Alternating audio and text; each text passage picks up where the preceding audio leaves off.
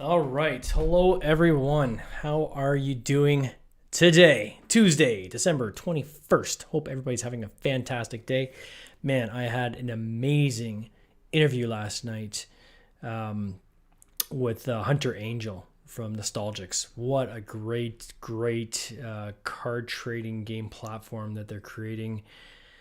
Man, it is awesome when you're talking to somebody that is really dialed in on how a certain segment works. And this guy's experience that he has is phenomenal, to the point where they've taken like Pokemon and Magic the Gathering and Yu-Gi-Oh! And these different card game trading games and created their own version of that, taking the best of kind of everything. And his business was or is, quite frankly, doing custom cards in some of these other game genres. But Nostalgics is their own kind of environment that they're creating. And man, if there's any time you look at something and say this thing is going to go like gangbusters, this is the time. They've hit 1.2 million in Canadian dollars already on their campaign. Still have 12 days to go. And it was just cool. So I am just going to click in here to Facebook at the same time and see if we can get this going. Let's see here. Start test. There we go. What's it looking like? Oh, Facebook. You're the bane of my existence. All right. I'm going to hit end broadcast and live. Cancel. Okay. So I think we're live on Facebook as well. I think. Test. I don't know. If anybody's watching on Facebook, let me know if you're getting this. I mean, we always do live streams through to our YouTube page. But certainly I am trying to see if I can get the Tin Robot Games' group page to go live with feeds, simply because, no, it's not live. All right. So end test broadcast. There we go. And how do I now go live? Good God, Facebook, why you make this so difficult? YouTube is like easy peasy, lemon squeezy. But good gosh. Let's see here. We're going to try this one more time. I'm doing it live. I know this is great video content, watching somebody trying to figure their computer out. But I am going to get this going. If it is going to kill me, I am going to get this going. Ugh. Is it connecting? It connected. Wow. I am shocked. We got going, Facebook. And it's even doing regular transcribing. That is super sweet. Okay. Hello. Both YouTube and Facebook audiences. How are we doing? I still don't even know if we're live. Nah, for the love of God or not. All right. I know I'm live on YouTube. So if you're watching on YouTube, have a good chuckle at my expense. I'm not even going to trim this video. I'm just going to put it up all raw like this. I'll make this real quick. Box opening. I got a lot of stuff I'm actually going to crank through today. That's why I'm doing this. And then description. Stuff. All right. Yeah, screw it. Go live. See if my peeps. There we go. All righty. All right, friends. If anybody's out there listening, say hi. Throw a little what's up in the chat so I know you're there. I've just cooked 4 minutes of people's time completely uselessly, so I'm hoping you enjoyed that. All right, so let's get into why I am doing my live feed today. Yeah, I still don't even know where the Facebook one is going live. Ah, well, who cares? All right, Facebook, figure stuff out someday, and we'll get back together. Okay, first, this arrived in the mail. I had like 4 notices in my mailbox today. I was so excited. I'm always excited when I get stuff. But this is the first thing. So I'm going to do 2 things. One is I'm going to focus on this, which I know is a game. I think I know where it's who did it, which is the I believe it's Imperium. Let me see here. All right, I'm going to show that, this other thing I got the other day next. But let me open this. So I almost cut myself in the face. There we go. All right. Tabletop view. All right, so let's cut this bad boy open. As people know, we get a lot of people on our podcast. And in that live chat I have with a lot of these game producers, often I'll come across games that I just find compelling, and I end up backing them myself after I hear the story and talk to the individuals. And this is exactly what I thought was coming, and this is no different. It's bloody heavy. But I tell you, my brother and design partner Adam and I are going to be playing this one over the holidays for sure. Impendium and Nova Lux from Max Robbins. We interviewed him on the podcast about 6 months ago, I guess. And this game just looks so cool. So the concept is it looks small, but it actually builds out on the table quite big. And it has these different cards, and the cards represent different planetary systems. And you're trying to basically build Dyson spheres around. Dyson spheres are essentially an exoskeleton that's built around an entire star to harvest its energy. And you build basically your not community, your civilization on the inside of that shell that goes around the star. And so this is about the kind of, as the universe is the atrophy of the universe near the end, you're trying to harvest these last stars and kind of build this your civilization, continue your civilization on. And I think you can do like mining, and I think you might even be able to attack people and stuff like that. It just seemed really cool, right up in my alley. So I got Impendium. What we received last week was the graphic novel, which is super cool. So this came last week. And Ab and I are working on a game that's probably going to come out next fall, maybe even a little bit later, because we really want to take our time on it. But our next game has a story behind it.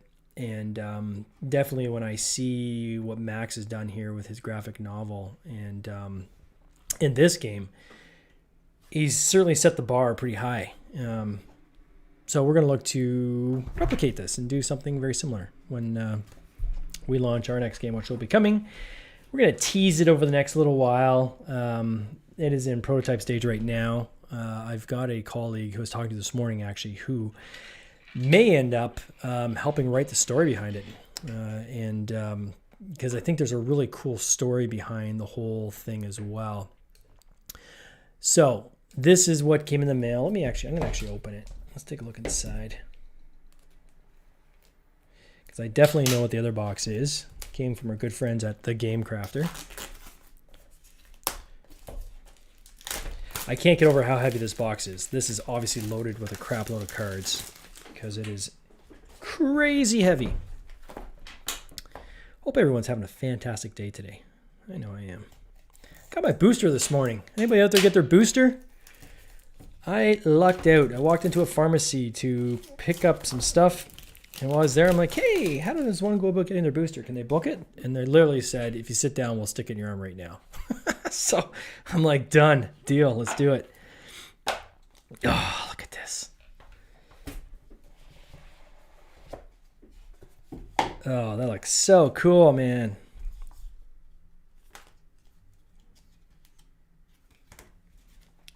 I hate reading rules, so I'm probably going to just watch the video. And you got these meeples pre-stickered with ships and stuff. Oh, man. This is on the table this weekend for sure. Oh, I'm really digging these little pieces too, these little tiles. Not recommended for little children. These are choke size for sure. Your faction cards. These are like your star cards. These, I believe, are like your player board scorekeeping. They got like dual layer boards. Like if there's ever a time that I've seen a massive game in a small box, this is it. Like there is so much game here, and you would be surprised when you see the Kickstarter campaign and all the stuff that comes in the campaign, and then when it arrives, you see this little box, you're like, oh my gosh, like you know, is everything miniature? It's not. It's just very, very well organized and well stacked in. I have to send Max a note. He did an amazing job on this. I'm very, very pleased. Very happy to have backed this game. I love backing people that create good quality content, and this is no different than that. So I'm not even gonna try to organize these nicely. I'm just gonna just throw them all randomly back in here. But because I gotta make room for other stuff. And then Nova Lux, I believe, is the second edition. So Impendium, and then you can Nova Lux, I think, is an add-on to that. Here's these little the suns, or the Dyson spheres I was talking about, at different alien species and stuff. Wicked cool. I love it. Love it. So that is Nova Lux Impendium. If you haven't backed this game, I'm sure they still have stock. You probably can still back it on Kickstarter, do a late pledge. But it just looks awesome. These guys are so good. Especially the artwork is just phenomenal. Super cool. All right. So, my friends, we got one viewer. I have no idea who the viewer is. If you're viewing, drop a hey ya. Just so I know there's someone out there listening. Oh, gosh. And I don't know if it's on Facebook or what, but who cares? Okay. So, the other box I have here is from our friends at The Game Crafter. There's a lot in this box. And I know what this is, even though I do order a lot of stuff from The Game Crafter. This is something specific that, quite frankly, I didn't expect to get to January. So, again, props to the Game Crafter folks for getting this to me before Christmas, because I can actually get it out on the table ahead of time. Okay, I'm going to switch cams here. There we go. See if I can get everything there. Woo! That was close. That was almost a computer going off the desk. Okay. Again, I like to keep the packing material because I reuse that. Okay. So let me just set the tone, shall we? Oh yeah, I almost threw my computer off the edge of my desk here. That's not good. That would have been bad. Okay, so behind me you can see Tanks but No Thanks. So this is the first game I launched on Kickstarter 3 years ago. It is essentially a tank skirmish game for 2 to 4 players, and we are pretty much out of stock on this game with the Christmas season, and you know, people adding these on. Sorry about the mic. Adding these on when we did the most recent campaign with Hamsters versus Hippos, we're pretty much out of stock on Tanks but No Thanks. You can get this actually at Indigo right now too, Canada online. And so the plan was, okay, well, what's the next iteration? So we want to do another Kickstarter on this game, but want to kind of improve some of the things that on reflection, I wish I had done out of the gate. So I'm going to walk you through what those are. And that's essentially what this box is it's the upgrades that will be coming. So first and foremost, we have the game board. Now I had two choices. Either A, do a new prototype through, what do you call them? Through the manufacturer, quite frankly. But I would have had to spend significant dollars in order to create the prototyped game board, which would have been double-sided. So what we want to do is 2 to 4 players on one side, 3 players on the other side. The original game, we had this kind of weird MacGyvered way to do with 3 players, but it was never kind of equidistant to 3 players, and it wasn't fantastic. So I've moved to like a hex pattern on the back, and the back will then be 3 players, everybody's equidistance. However, to do the dual layer board, so 2 to 4 player one side, flip it over on the other side, you got 3 player, the cost was significant. Like, quite frankly, I could probably make several hundred games for that same cost of getting like 25 prototypes, whether I was doing it domestically or even through the manufacturer. And it's because your setup costs and so forth. If you're doing handmade digital copies, those are all really expensive. I don't want this computer to go off the desk, so I'm just going to keep watching it. So the way we're going to cheat it, quite frankly, for the Kickstarter campaign is we will show the two sides and digitally show, hey, this is on one side, on the other. And the photographs will show, you can only show one side at a time with photographs. So what I had to do is actually get separate boards made as prototypes. And then what we'll do is digitally kind of put them together. That's the way to do this at a much, like a fraction of the cost of what it would have cost me to do the actual dual layer boards.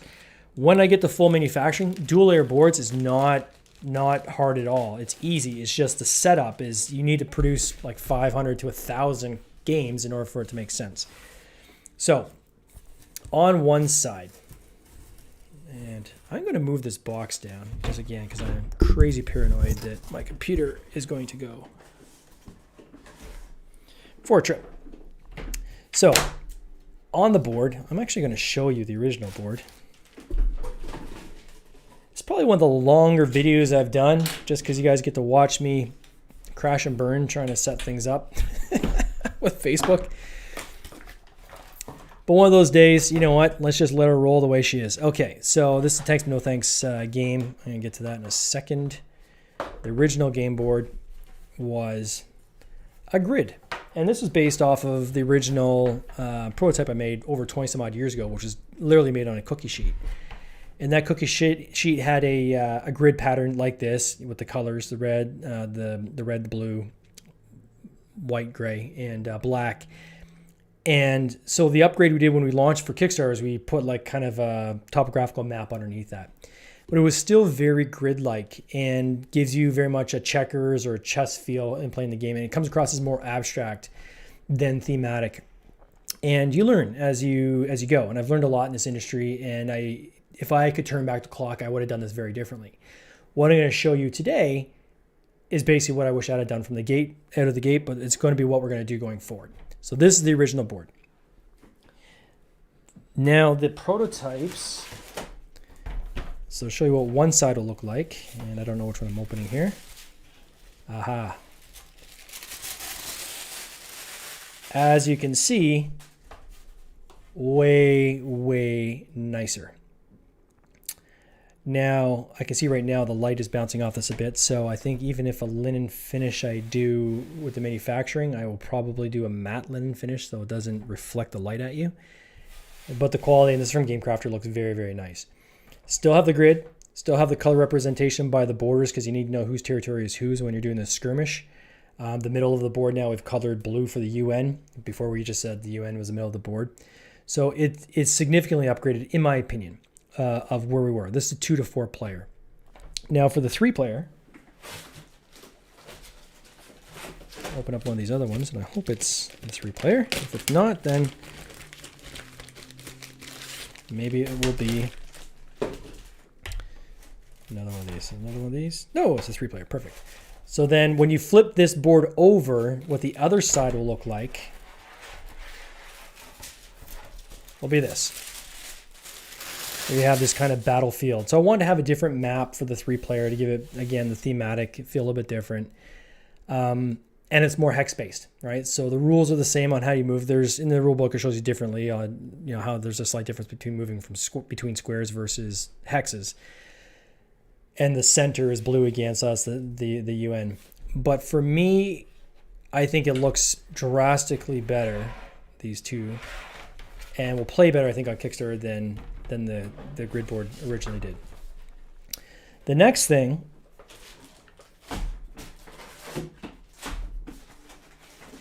that we changed was the cards. So the cards in this game, and again, hindsight's 2020, we had these top secret cards.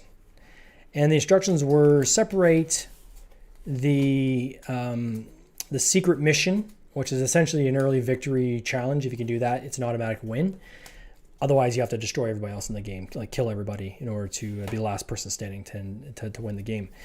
But in the game, we had the series of bonus powers, one use, and we had these kind of secret missions, which were kind of a one-shot deal as well.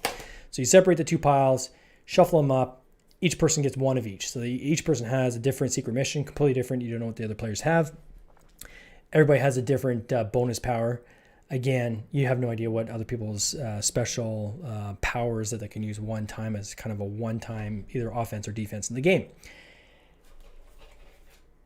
And at the time, I felt that there is efficiency in just having the same backs and just changing the fronts. Knowing what I know now, that was kind of silly. There's no cost difference between having different backs between the two decks. So, and at the time I was thinking, well, if it's top secret, I don't want people to know which cards they're looking at. So if I got 2 top secret cards, you don't know if I'm looking at my bonus power or if I'm looking at my secret mission. As I say, hindsight's 20/20. So what I've moved to is I still like the envelope for the secret missions. Top secret mission is still in an envelope. But what we wanted to change to is more of a kind of a weapons case. These turned out really well. Wow. Weapons case for the bonus powers. And then the bonus powers then have these weapon cases, and then on the inside it has like you're looking down into the case, and it has the different powers, right? And you compare that then to the secret mission, which will be the mission card. So very easy to separate them at the beginning of the game. It's not like you're going to mix them up. And 2, it just makes it looks cool. I just think it looks cool having the weapons cases on the board. So you have one of each. You have one mission and you have one weapons case. So that's the samples that I got from the Game Crafter. Again, I can never say enough about Game Crafter. They do great work. Ooh, those are slippery. This went flying. They do great work. I'm very happy with where we landed on these. I don't know if these are linen finish or not. I thought I ordered linen finish, but either way, 4 prototypes, 4 photography, 4 everything we need to do for the Kickstarter campaign. I think that they look good. I think they look awesome. There's a kamikaze card. All right.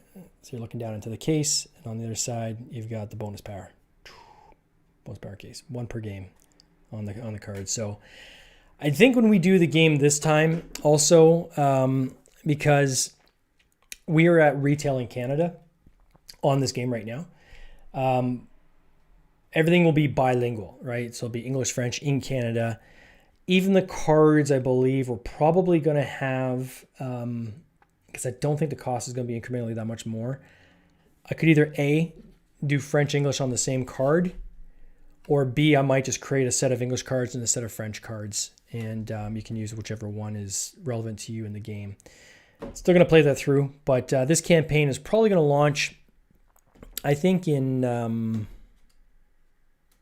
probably March. I'm thinking at this point we're going to do this this campaign, but I'm excited. It's awesome. We also have another little thing we're looking to do with this campaign, which is a solo mode. So there's going to be an Autonoma deck. And so what an Autonoma deck is essentially, for those that don't know, a lot of people do know it, but in case you don't know what it is, an Autonoma deck is essentially a separate deck that acts as other players, right? So the goal is when we have I'm going to go to this mode, the solo version will be on the 3-player board. And we've tested it already, and it played very, very well. We're going to add a few more things just to bring the interest level up. But essentially, you start with your flags in the middle. You have your tanks around your flags. And then there's 3 players you're playing against, and they start with 1 tank at a time, but they've got 5 waves. And essentially every flip of the card determines, okay, the next player, where's he moving? And certain rules dictate if they're going to shoot or not going to shoot. So you constantly, it's like a defending the tower, wave after wave of tanks coming in, and you're trying to survive, protect your flags, keep them from being destroyed, and hopefully survive. I have yet to beat it, so it might be a little too difficult right now. Still going to kind of keep tinkering with it, but I think it's cool, and it's an area that I hadn't considered. Quite frankly, James Freeman, who was the designer on Hamsters versus Hippos, he was the one saying you should do a solo version of this game. He liked it. He thought it was cool. And he's like, God, an Autonoma deck would work really, really well with this. So I've been tinkering with that, and I'm pretty happy with where we landed. So that's it, guys. That's the box opening for today. I've just chewed up like 25 minutes of time. Hopefully, if you're watching, there's something in here for you. one of those just random things I had today, but certainly it's, I get excited, man. I love the board game industry, especially when I get kind of a 2-for-1 today. I got my prototype stuff that I can work on, the games that I'm actually developing, and also start getting some games that I've backed are starting to roll in now, and a lot are going to be rolling in over the next month, just from what I'm seeing with these games that have been impacted by the global shipping delays. It seems like the kind of backlog is kind of bunched up and is going to be pouring kind of across the border in January. So can't wait for that, but definitely be playing Impendium and Nova Lux this weekend. Anyway, everyone, hope you're having a fantastic day. We'll talk soon. Cheers. This has been an episode of the Board Game Binge podcast, hosted by James Staley, produced by James Staley and Mike Bruner, with original music by Nick Smith. If you would like to watch these interviews live, simply join the Facebook group Board Game Binge, and you'll get access to live interviews, giveaways, and interesting board game content from across the industry. I can't wait for you to join us. See you next time.